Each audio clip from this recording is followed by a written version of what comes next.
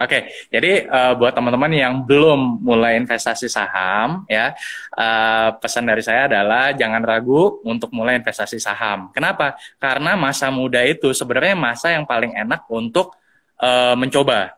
Jadi kalau Ya, masalah nanti saya takut rugi, nggak apa-apa. Ya, rugi itu adalah buat di awal ya, itu adalah bagian dari proses pembelajaran. Dulu juga saya ya. pernah merugi ya, bahkan di buku yang saya tulis itu juga saya tuliskan proses kerugian saya di awal seperti apa ya, tapi itu adalah bagian dari proses, dan teman-teman nih beruntung yang masih di usia 20-an. Kenapa? Belum ada tanggungan.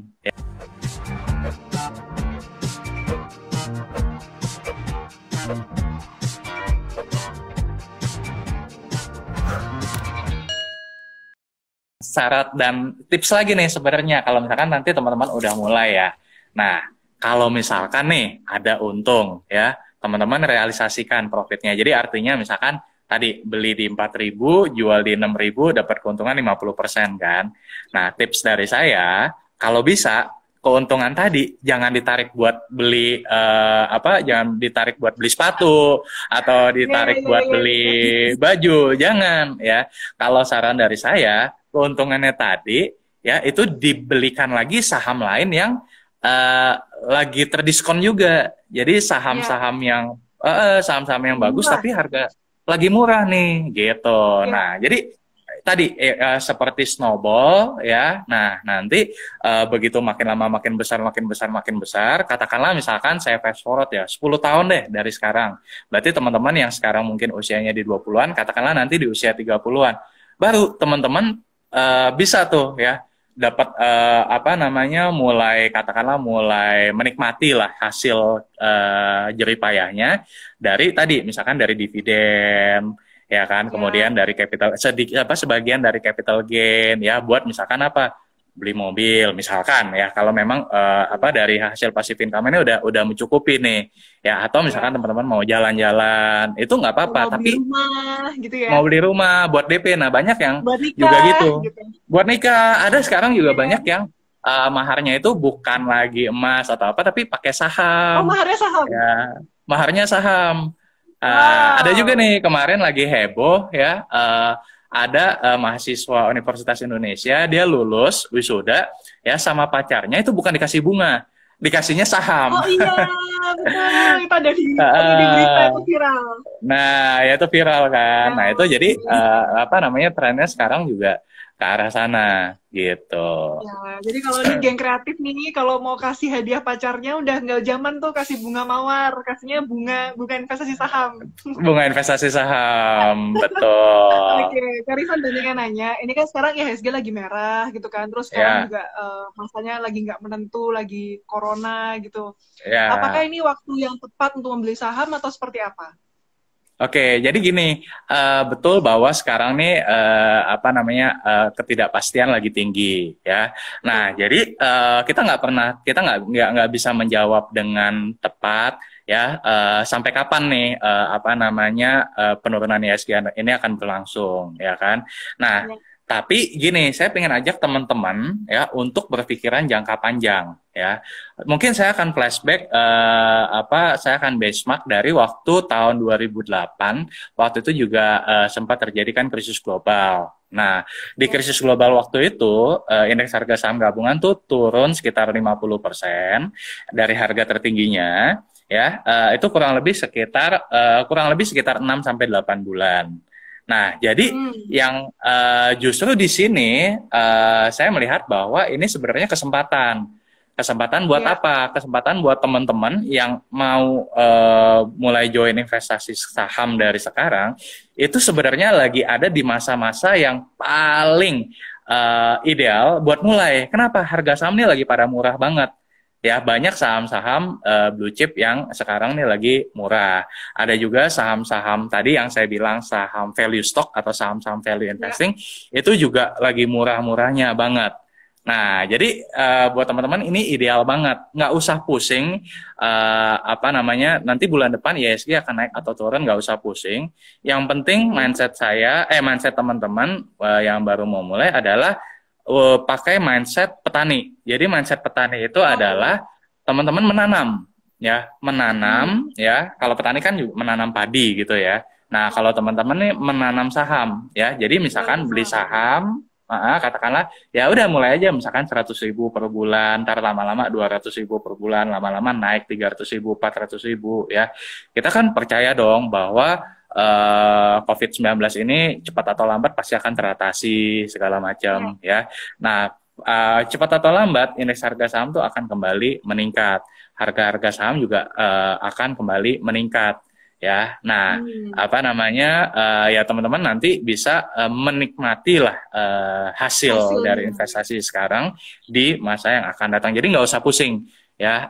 Biarin aja pemerintah kita yang pusing gimana caranya mengontrol, menekan jumlah pasien, ya, memutus rantai corona, ya. Kita cukup stay di rumah, kita cukup tadi mulai investasi saham dari sekarang, ya udah biarkan waktu yang akan bekerja, ya, yang akan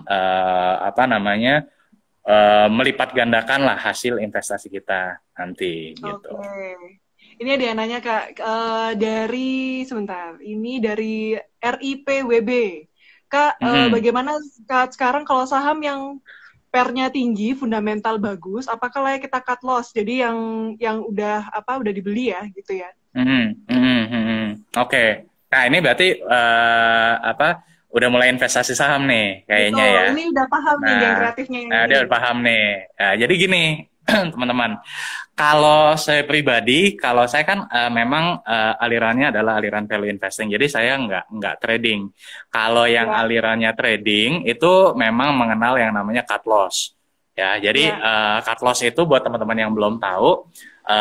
Misalkan tadi kita beli di harga 4.000, terus harga sahamnya turun ke 3.600. Berarti kan ada capital loss 10%.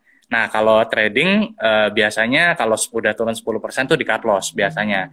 Nah, tapi kalau saya dari sudut pandang value investing, ya, investasi kan untuk jangka panjang. Ya, jadi selama perusahaan tersebut bagus, kemudian valuasinya terdiskon, saya nggak akan cut loss. Nah, cuman kan di pertanyaan di sini pairnya tinggi.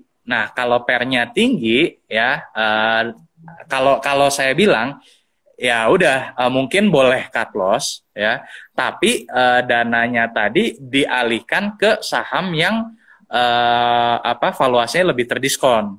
Nah, jadi keuntungan atau ke potensi kenaikannya nanti itu bisa mengoffset atau menutupi kerugian yang dihasilkan dari cut loss tadi. Tapi saran saya, jangan dibiasakan cut loss. Jadi jangan dikit-dikit cut loss, dikit-dikit cut loss, dikit-dikit cut loss. Kalau dulu saya juga gitu. Saya pikir udahlah dikit-dikit cut loss. Lama-lama nggak berasa kok modal saya lama-lama kurang banyak, rugi terus.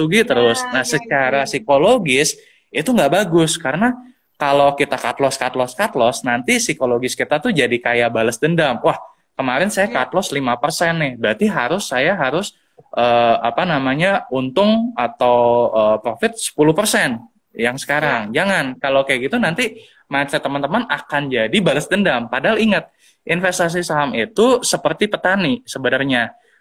Saya punya uang berlebih, ya, yang mungkin saya nggak butuh-butuh banget sekarang, daripada saya tergoda buat hal-hal yang konsumtif, ya udah saya investasikan aja, hasilnya nanti ya saya nikmati di 5-10 tahun atau 15 tahun yang akan datang gitu. Jadi jangan sering-sering cut loss. Ya, thank you, ini masukannya bagus banget. Jadi bagian kreatif ya, jangan nanti kalau misalnya rugi dikit terus cut loss, mending kita sabar gitu ya. Jadi kayak petani. Iya, betul. Ya, jadi pelan-pelan aja, tapi lama-lama menjadi bukit gitu. Amin. Oke. Karifan, kita nggak kerasa nih ngobrol-ngobrol seru. Kita udah hampir 40 menit kita ngobrol. Nah, ini kita mau minta pesan-pesan Karifan nih buat anak-anak muda dalam masa seperti ini untuk investasi. Pesan-pesan terakhirnya apa nih, Kak? Oke, jadi buat teman-teman yang belum mulai investasi saham, ya, pesan dari saya adalah jangan ragu untuk mulai investasi saham. Kenapa? Karena masa muda itu sebenarnya masa yang paling enak untuk mencoba.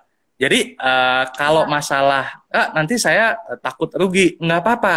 Ya, rugi itu adalah buat di awal ya, itu adalah bagian dari proses pembelajaran. Dulu juga saya pernah merugi ya, bahkan di buku yang saya tulis itu juga saya tuliskan proses kerugian saya di awal seperti apa ya. Tapi itu adalah bagian dari proses, dan teman-teman nih beruntung yang masih di usia 20-an. Kenapa? Belum ada tanggungan ya. Nah, kalau misalkan kayak sekarang nih, ya sekarang saya udah punya keluarga, ya udah punya istri, udah punya anak.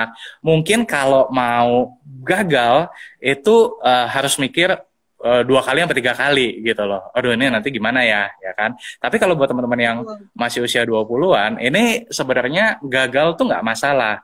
Ya, karena tadi belum ada tanggungan, ya teman-teman bisa coba lagi, ya bisa apalagi saya yakin geng kreatif juga idenya kreatif banget buat mencari income, baik dari active income maupun passive income. Mungkin nih banyak yang, wah saya punya bisnis online nih, wah saya punya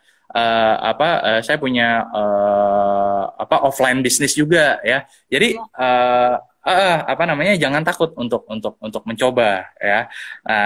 Mulai aja, apalagi sekarang nih benar-benar market lagi ngasih kesempatan nih ya buat memberi saham-saham di harga murah. Nah, kemudian kalau buat teman-teman yang sudah mulai investasi saham ya, dan sekarang mungkin portfolionya juga lagi merah ya, sebenarnya nggak usah takut ya, tetap punya pikiran jangka panjang ya. Sekarang boleh merah ya, tapi saya yakin perusahaan yang saya invest ini adalah perusahaan bagus, valuasinya terdiskon ya, maka cepat atau lambat harga sahamnya akan kembali ke harga yang seharusnya ya. Justru betul. Jadi justru kesempatan sekarang ini dimanfaatkan untuk membeli saham sebanyak-banyaknya. Jadi kurang lebih itu sih yang bisa saya sampaikan, Halala. Oke, terima kasih banyak Kak Rifan atas waktunya. Thank you. Terima kasih, sama-sama. Nanti lain kesempatan kita ngobrol-ngobrol lagi ya, Kak? Iya, pasti. Thank you Kak Rifan. Ya, thank you semuanya, geng kreatif. Sukses selalu ya, and stay safe semuanya. Bye-bye. Bye-bye.